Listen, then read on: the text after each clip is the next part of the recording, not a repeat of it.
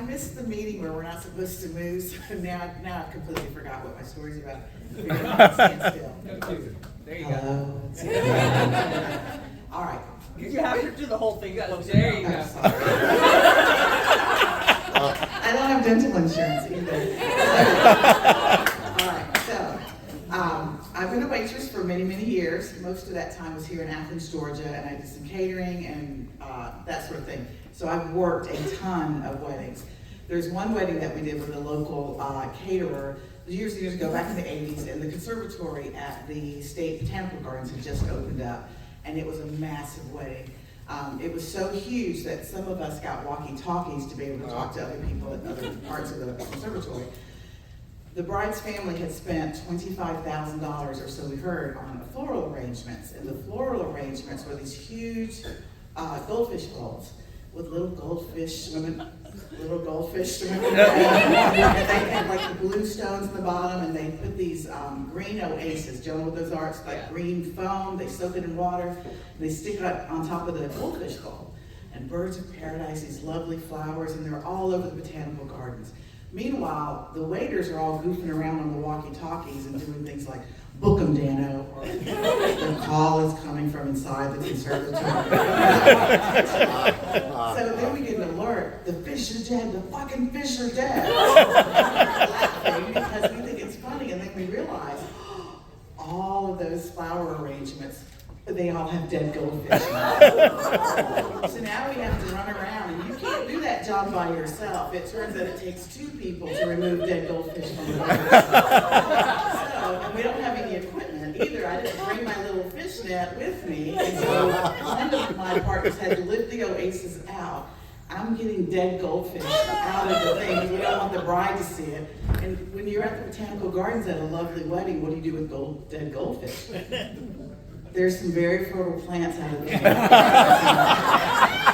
So we did it as humanely as we possibly could. So in another restaurant, there's a Trump's Caterer here in town, and they used to have a very fancy restaurant in downtown Athens. Now, it's not named after anybody we know. That restaurant is named after the guy who owns it. His name's Ron. Anyway, the best card in a deck is the Trump card. That's why that restaurant is called that. So we had white tablecloths, we had little bouquets of flowers and everything, candles. It was the place to go if you had an engagement or anything big. So that night it was at my table, and the guy brought in the ring ahead of time. It was his girlfriend's birthday, so he was going to propose to her on her birthday.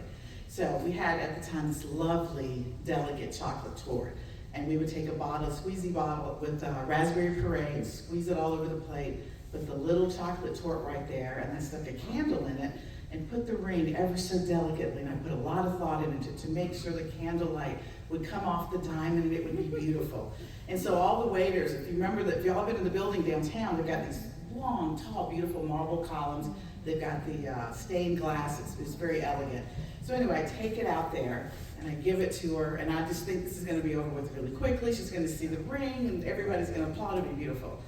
But that's not what happens. The chocolate torte at the restaurant was one of the best desserts, and it was this flourless chocolate torte, and the back of my teeth are watering just talking about it. It was so good, and we weren't allowed to eat it because it was one of the more expensive things. So of course we all snuck it periodically and stuff, but it was super, super good. And we would plate it up, and also the final touch was a little squirt of Chambord, which is like a raspberry puree liqueur, I guess. So anyway, we're out there, and all the waiters are looking. And our heads are stacked up behind one of those columns like a totem pole. And so Ron's there too, because it's a big thing. If somebody's about to get married, it's beautiful. She's sitting there, and her husband-to-be is sitting, he's wearing a suit, and he's a little nervous. You can tell he's nervous. He's just sitting there. He's not doing anything. And so she's talking, blah, blah, blah, and she takes a bite of the cake. She doesn't see the ring. She doesn't see the ring. But the torte is so good, she's like a shark, right? She ticks her head back, her eyes go back, and she's like, "Oh, this is so good. The torte is so good." Meanwhile, he's about to go catatonic because nothing's happening. She takes a second bite of cake. She puts it in her mouth. Meanwhile, Ron is about to walk into the dining room. And I grab his arm, like, "Don't you go out there." I never talk to my boss. "Don't you go out there. She'll see it. She's got to see the ring. It'll all work out." and he stops and he says, "She's got one more bite." Because now, as an adult business owner, I'm aware he doesn't care about the response. What is he worried about? She's going to liability, not love, but liability. He's got everything invested in this restaurant. Those are your business owners, his heart and soul. And so he's standing there mid-walk. And and the waiters, everybody's dying laughing, right? Because it's just, and now the dining room, like, it's very quiet. It's all, and that poor guy, I still think about him. Like, he wasn't moving because he had to be thinking, does she not like me? How could she not see me? What am I getting into? She goes to take the third bite. The chocolate torte is almost up there. Ron, I can't hold him back the next time. Now he's walking out. And then she sees it. She drops the fork and makes this loud clang. And then she does what she was supposed to. Oh, she screams, she starts crying, and now he's not moving. Like, he was so still, he didn't know what to do. And then Ron went back, I'll never forget this, and all he did was put his hand on the back of his jacket. And it's like it brought him back to life. He says, "Will you marry me?" She says yes. It's just like a movie, and everybody's applauding. And she probably had a little chocolate cake. I don't know who they are. I hope that they're happy. I hope that it worked out for them. And I hope all of y'all are happy too.